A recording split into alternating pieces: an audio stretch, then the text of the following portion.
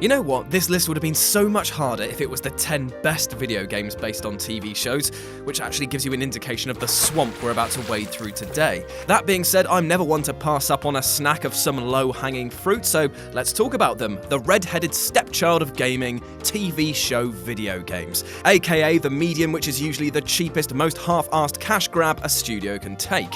The thing is, these feel so different to movie tie-ins, as instead of working with a narrative built on 3 acts and set action pieces that could transfer well to the world of gaming, TV shows do away with all of that. You've got multiple stories, next to no cohesion, and series arcs that take ages to build. It's why so many TV tie-in video games seem totally at odds with their source material, and as a result act like a leech on Richard Nixon and basically suck dick. With this in mind, I'm Jules for WhatCulture.com, and these are 10 awful video games based on TV shows. Number 10. Home Improvement Power Tool Pursuit.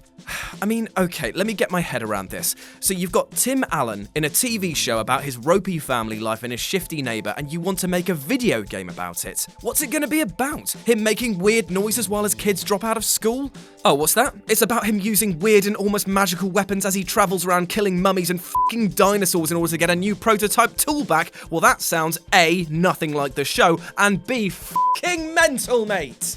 Well, it's a shame that the game doesn't hold up to the ridiculousness of this premise, as it handled like a wobbly tool shed and had you making leaps of faith and getting lost more times than is truly acceptable. Number 9. Alf. Despite looking like the result of a pig, felt, and monumental quiff orgy, at one point in time, Alf was bloody everywhere. His TV antics appealing to fans young and old.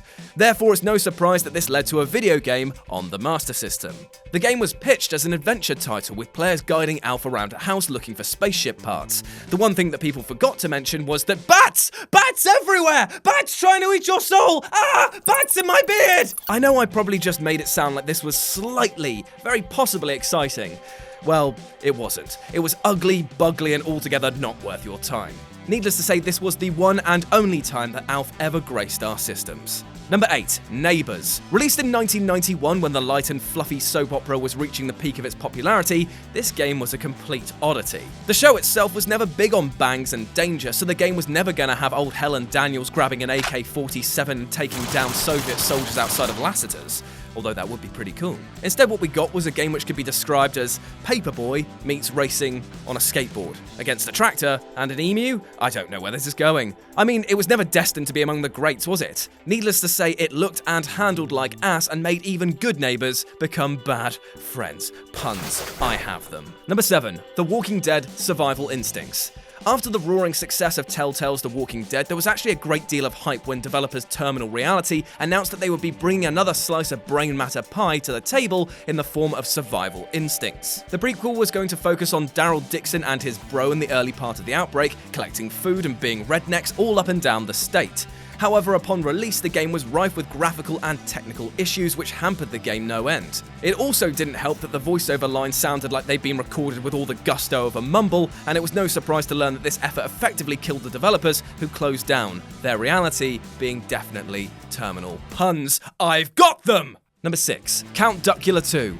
Count Duckula is not the first person I'd assume would be getting his own video game, let alone a sequel. Something that clearly took the devs by surprise too, as their efforts on this were a rushed bodge job with more issues than a girl who wears chokers. The setting of Count Duckula trying to escape from Planet Cute and getting back to Transylvania was as weird as it sounds, and quickly became a repetitive slog through eye-abusing worlds. Even Peter Austin, self-proclaimed lover of ducks, seriously, he's got a bit of a mallard on for them, even he would say that it's a bit quack, or that it was ducking terrible, or some other terrible puns. Puns.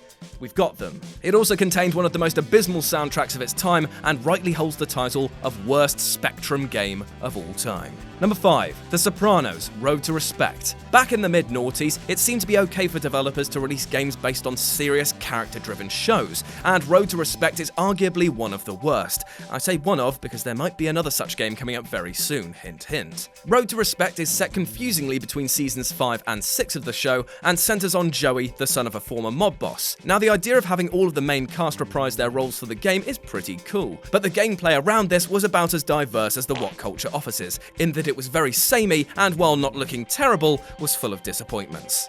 Number 4. Prison Break: The Conspiracy. When even British news rag The Telegraph calls your game an abject failure on all levels, then you know you're in for a treat when you load up Prison Break: The Conspiracy. The game begins with a farce as the box cover is a downright lie. At no point do you get to play as the main character from the show. Instead, you control a new character who is sent there by the company to act out some shady events, which he does so by talking into a very small recorder, very loudly, and in a very expositional tone. The combat feels like sleepy marshmallows having a hug, and it's also boring that the only conspiracy here is the forces conspiring against your wallet if you ever bought this dropped soap. Number 3. The Simpsons Skateboarding. Now, there are loads of naff Simpsons games to choose from for this entry, but I thought I'd pick this one mainly due to just how poorly the franchise tried to ape Tony Hawk's. Everything feels wrong about this game, from the premise being that the grand prize is $100 to the controls seeming to only work half the f***ing time. I've never been able to master this title, and despite the game boasting over 40 tricks per characters, the best I've been able to do is muster up a 180 ollie, aka baseline scrub tricks. It's a title which makes me so angry and feels so shameless a cash grab that even Tony Hawk's Ride looks better by comparison.